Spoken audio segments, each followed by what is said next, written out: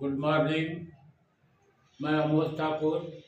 मेरे YouTube channel concept learning पर आप सबों का हार्दिक स्वागत है।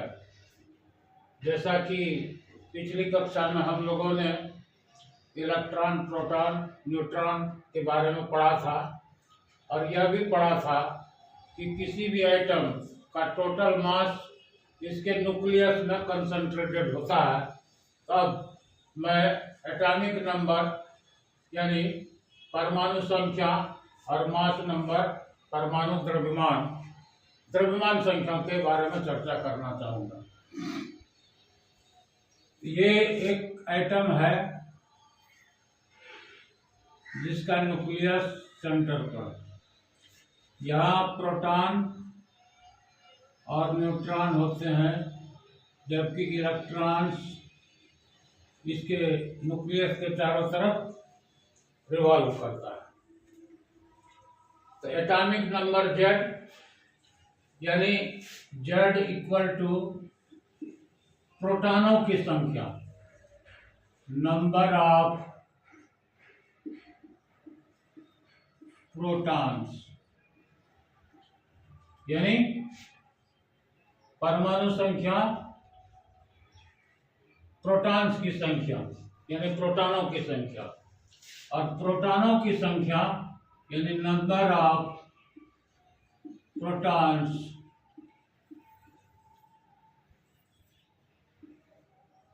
Eight the nucleus always equals to number of electrons revolving around the nucleus in different orbitals or energy level. तो mass number equal to number of protons plus number of neutrons. यानी यदि mass number A है, A equal to number of protons यानी P plus N neutron. लेकिन यहां पर P equal to E, यहां पर N equal to A minus P। अब P equal to number of protons, therefore N equal to A minus P। अब यहां पर P इक्वल टू E है, यहां N equal to A minus E नहीं होगा, क्योंकि E जो है इलेक्ट्रॉन का द्रव्यमान शून्य होता है। इसलिए जब भी द्रव्यमान संख्या की बात होगी तो वह number of proton plus number of neutron, यानी इस दोनों के मास के टोटल को द्रव्यमान संख्या कहा जाता है। जबकि प्रोटॉनों की संख्या इलेक्ट्रॉनों की संख्या के बराबर होता है, वो चार्ज को काउंटर बैलेंस करने के लिए।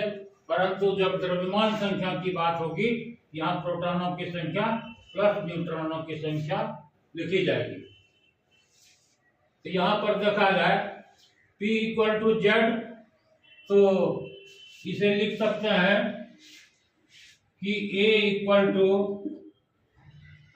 Z प्लस X और N equal to A minus Z, यानी न्यूट्रॉन की संख्या बराबर द्रव्यमान संख्या माइनस परमाणु संख्या, प्रोटॉनों की संख्या। अब जरा देखा जाए कि एक आइटम में इलेक्ट्रॉन्स कहाँ होते हैं, किस प्रकार ये चक्कर लगाते हैं।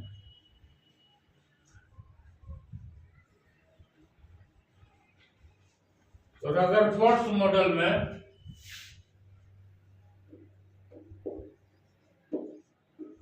Rutherford model of an item,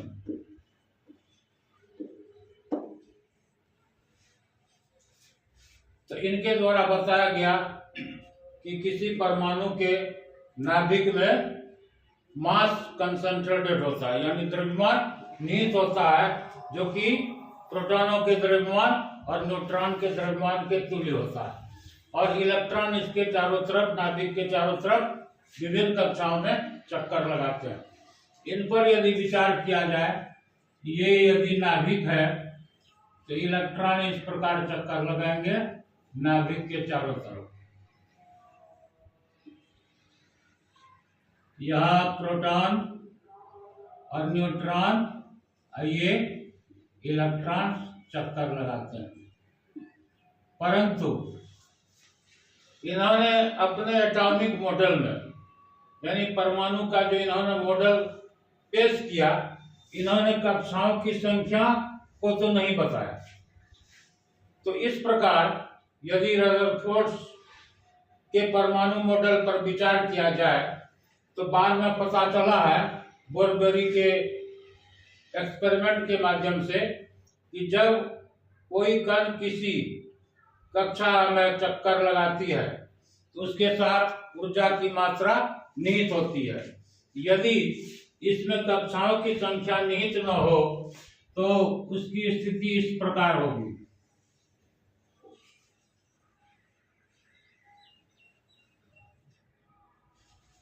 यानी इलेक्ट्रॉन जब चक्कर लगाएगा इसमें एनर्जी होगा, और जब ये एनर्जी ट्रांसफर होगा यानी घूमने में ऊर्जा का क्षय होगा, इस प्रकार ये धीरे धीरे धीरे धीरे धीरे धीरे नाभिक में गिर जाएगा, यानी कोलैप्स कर जाएगा। तो इसमें जो ड्रॉबैक्स हुए इन्हें बोरबेरी के द्वारा सुधारा गया।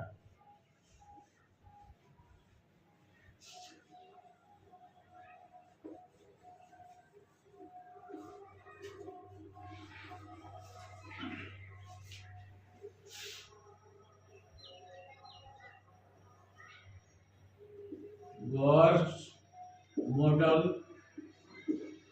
of an atom, ऐसे इन्हें बोरबेरी कहा जाता है। Bohr's and berry.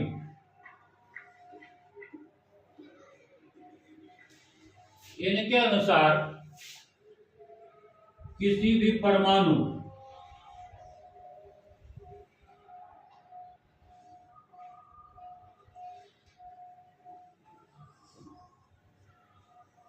नाभिक के चारों तरफ कुछ चुनी हुई कक्षाओं में ही इलेक्ट्रॉन चक्कर लगाते हैं।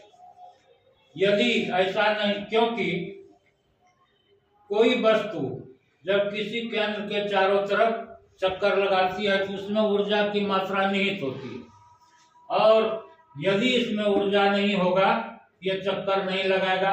जैसे आप किसी पत्थर को एक धागे में बांध करके घुमाएंगे तो बराबर एक बल बाहर की तरफ लगता हुआ प्रतीत होगा, महसूस होगा, और आपकी उंगली के द्वारा एक केंद्र की तरफ फोर्स काम करेगा जिससे कि वो बंधा हुआ है।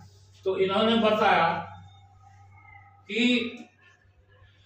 रदरफोर्ड के द्वारा कक्षाओं की संख्या नहीं बताई गई, जबकि इलेक्ट्रॉन कुछ गिनी हुई कक्षाओं में ही चक्कर लगाता है, और इसे हम सेल्स और ऑर्बिट और ऑर्बिटल्स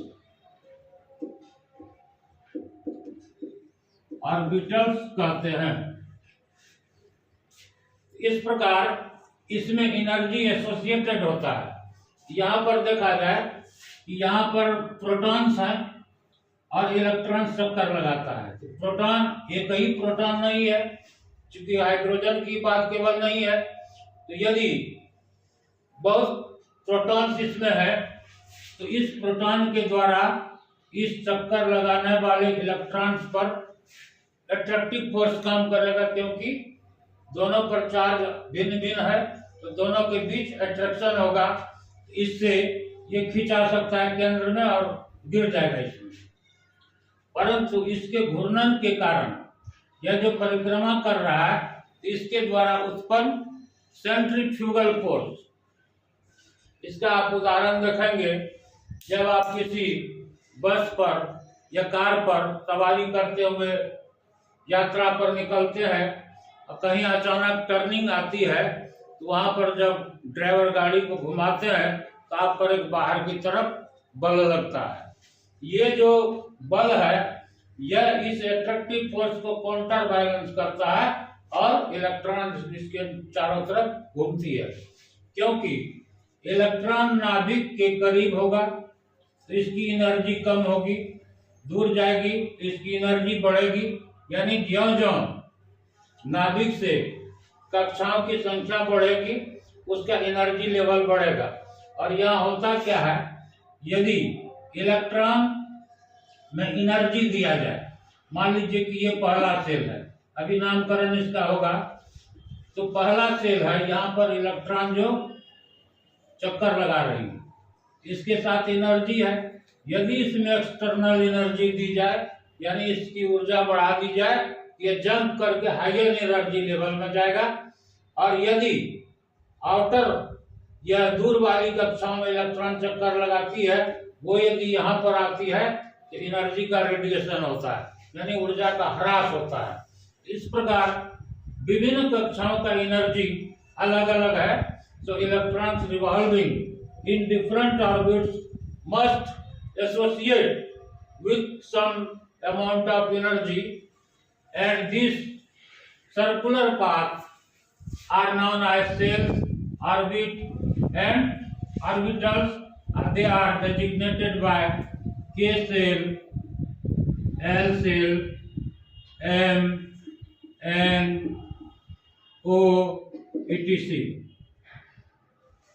इसलिए बोर-ब्यूरी ने कहा कि नाभिक के चारों तरफ इलेक्ट्रॉनों की संख्या विभिन्न कक्षाओं में या सेल में, ऑर्बिट में निश्चित होते हैं, जिसे उन्होंने 2n² के सूत्र के द्वारा डिनोट किया।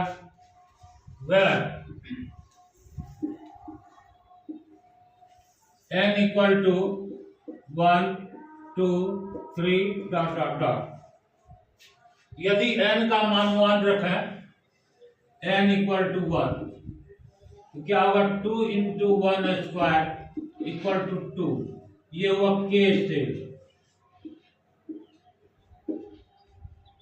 n इक्वल टू 2 रखें तो 2 इंटू 2² इक्वल टू 2 2 जा 4, 2 जा 8, L सेल।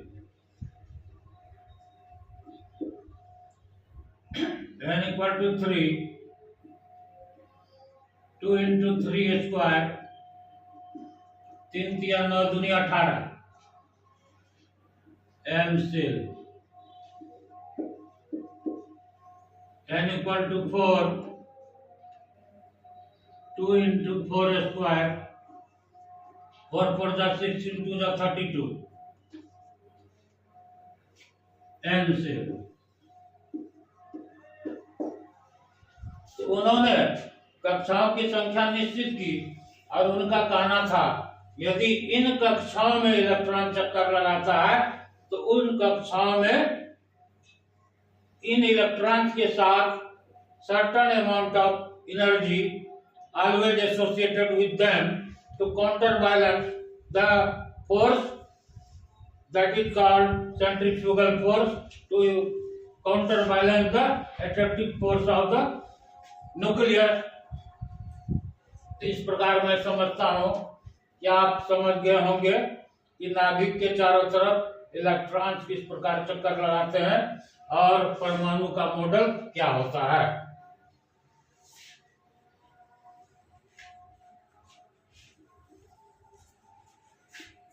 एक बार मैं फिर दोहरा देता हूं।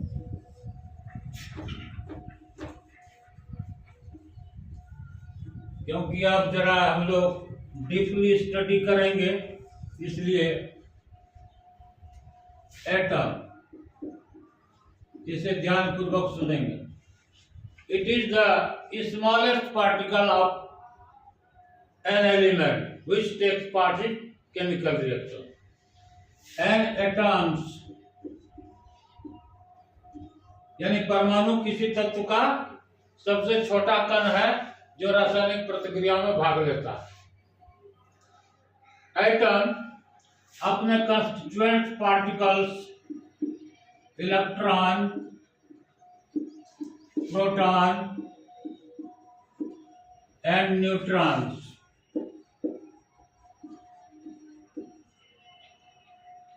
से बने होते हैं।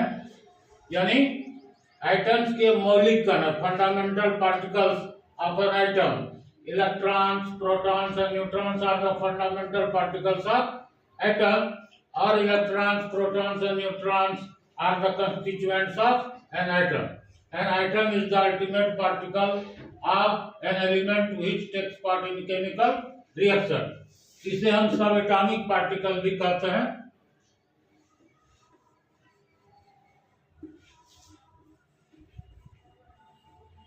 मैं समझता हूं इस चैप्टर से संबंधित सभी बातों पर चर्चा हो गई है। धन्यवाद।